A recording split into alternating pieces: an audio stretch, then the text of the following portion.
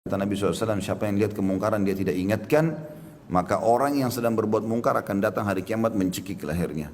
Sambil mengatakan, ya Allah, orang ini lihat saya buat salah, dia nggak ingatkan. Lalu dituntut, diambil pahala dia dikasih orang ini. Kan rugi sekali. Ada dosa tertentu, kalau dikerjakan, efeknya merata. Efeknya merata, terutama dosa-dosa besar. Kalau dosa-dosa besar dilakukan, maka efeknya bisa merata. Misal dalam satu komplek, ada 15 rumah, tapi ada 2 rumah berzina.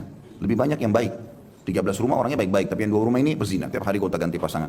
Selama 13 rumah itu tidak meluruskan, tidak mengingatkan, maka kalau terjadi sesuatu di komplek itu semuanya kena. Semuanya kena.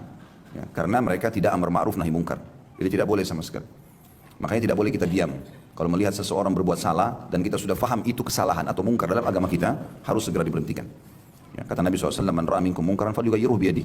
Siapa yang lihat kemungkaran, dia saksikan, maka dia harus mengganti dengan tangannya, merubah.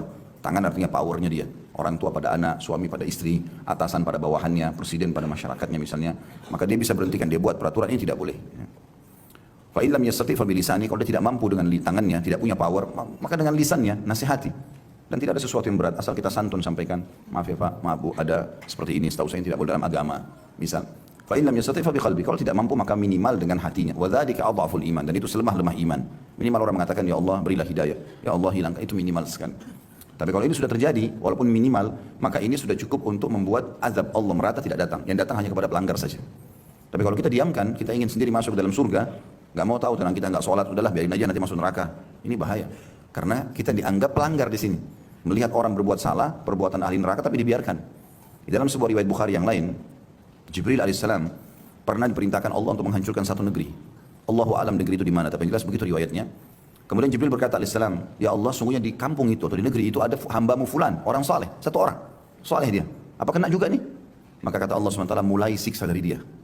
Dia dulu mulai kamu siksa, karena dia tidak pernah meluruskan kemungkaran-kemungkaran itu. Jadi hati-hati, ya.